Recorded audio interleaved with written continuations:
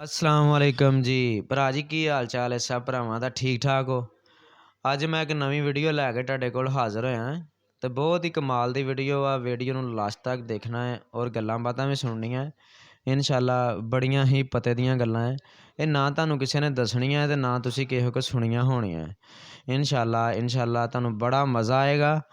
तो video start करने तो पहले सब भाइयों अगे रिक्वेस्ट है कि साढ़े चैनल उस्मान मदनी नू सबसक्राइब करो, लाइक करो, शेयर करो, बैल के बटन पर क्लिक करो ताकि न्यू वीडियो का नोटिफिकेशन सब तो पहले तुहाडे कोल आवे।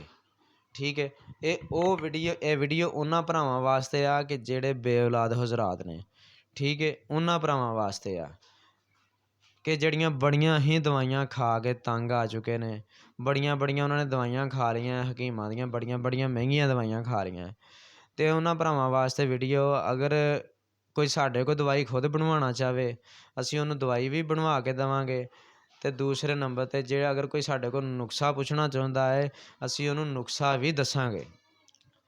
साडी जिहड़ी दवाई का कोर्स हुंदा है 2 महीने हुंदा है। साडी जिहड़ी दवाई की कीमत है 650 रुपया, 750 रुपया, 850 रुपया, 1000 ते 1200 रुपया। ये जिहड़ी कीमत तुहानूं दसी आ, ये कीमत सिर्फ 24 खुराकां की कीमत दसी आ भी 650 की अगर लैनी आ तो 24 खुराकां है, अगर 750 वाली लैनी आ तो 24 खुराकां है। इनशाला ये 1.5 महीना 2 महीने हद खानी पैंदी आ परहेज़ करके। गर्म चीज़ां, खट्टियां तलियां चीज़ां, इन्हां चीज़ां का परहेज़ करके।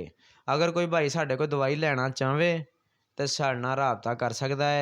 वीडियो के थल्ले कमेंट करो, इनशाला तुहानूं व्हाट्सएप का नंबर दे देंगे।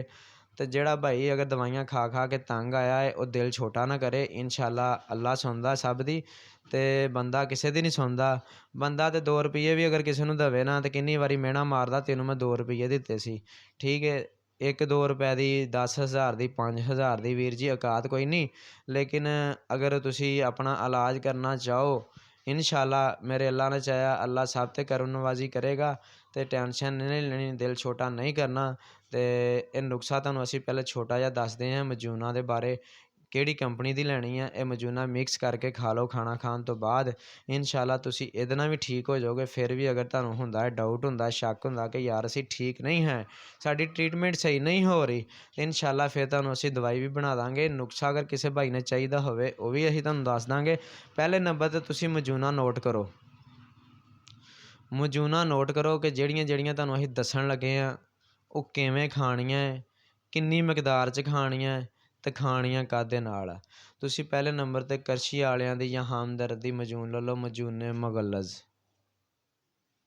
ਪਹਿਲੀ ਕਿਹੜੀ ਮਜੂਨ ਹੈ? ਮਜੂਨੇ ਮਗਲਜ਼। ਨੰਬਰ 2 ਤੁਸੀਂ ਲੈ ਲੈਣੀ ਹੈ ਮਜੂਨੇ ਫਲਾਸਫਾ, ਮਜੂਨੇ ਫਲਾਸਫਾ ਲੈ ਲੈਣੀ ਹੈ। ਤੀਸਰੇ ਨੰਬਰ 'ਤੇ ਤੁਸੀਂ ਮਜੂਨੇ ਲੈ ਲੈਣੀ ਹੈ ਸ਼ਬਾਬੇ ਆਵਰ ਮਜੂਨ, शबाबे आवर मजूर हो गई।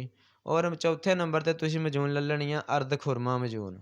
इनशाला ये चारे मजूना तुसी इक्को भांडे दे विच, इक्को बर्तन दे विच, इक्को डब्बे दे विच, भावें शीशे दे ले लो डब्बा, उहदे विच तुसी अच्छे तरीके नाल मिक्स कर लो। छोटी चम्मच अद्धी सुबह ते अद्धी शाम। सर्दियां दे विच, सर्दियां दे विच जिहड़ा खाएगा उन्होंने ज़्यादा बैनीफिट मिलेगा, ज़्यादा फायदा मिलेगा। जिहड़ा बंदा गर्मियां च खांदा, गर्मियां दे विच नुकसान हुंदा वा कि दुध भी नीम गर्म नहीं पीता जांदा ते दवाई भी थोड़ी जी गर्म हुंदी है, तो बंदे दा कहंदा कि यार अंदर जाके गर्मी हो गई। लेकिन कोशिश करो कि सर्दियां दे विच इह नुस्खा इस्तेमाल करो। अगर किसी भाई नूं यह वीडियो अच्छी लगे तो लाइक करे, शेयर करे, चैनल नूं सबसक्राइब करे। बहुत शुक्रिया। इनशाला मिलांगे इनशाला नैक्सट वीडियो विच, ते इवें दियां तुहानूं छोटियां छोटियां वीडियो भेजदे रहांगे।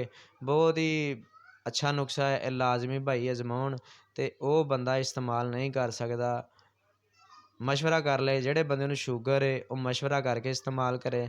ਦੂਸਰੇ ਨੰਬਰ 'ਤੇ ਮਿਹਦੇ ਦਾ ਮਰੀਜ਼ ਬੰਦਾ ਜਿਹਨੂੰ ਕਬਜ਼ ਜ਼ਿਆਦਾ ਹੁੰਦੀ ਆ ਉਹ ਵੀ ਇਸਤੇਮਾਲ ਪੁੱਛ ਕੇ ਕਰੇ। ਠੀਕ ਹੈ, ਇਨਸ਼ਾਅੱਲਾ ਤੁਸੀਂ ਅਗਰ ਵੀਡੀਓ ਦੇ ਵਿੱਚ ਕੋਈ ਗੱਲਬਾਤ ਪੁੱਛਣੀ ਹੋਵੇ, ਸੁਣ ਕੇ ਨਾ ਸਮਝ ਆਈ ਹੋਵੇ, ਥੱਲੇ ਕਮੈਂਟ ਕਰ ਦਿਆ ਕਰੋ। ਇਨਸ਼ਾਅੱਲਾ ਅਸੀਂ ਤੁਹਾਨੂੰ ਲਾਜ਼ਮੀ ਉਹਦਾ ਜਵਾਬ ਦੇਵਾਂਗੇ। ਇਨਸ਼ਾਅੱਲਾ ਮਿਲਦੇ ਹਾਂ ਨੈਕਸਟ ਵੀਡੀਓ ਵਿੱਚ। ਅੱਲਾ ਹਾਫਿਜ਼।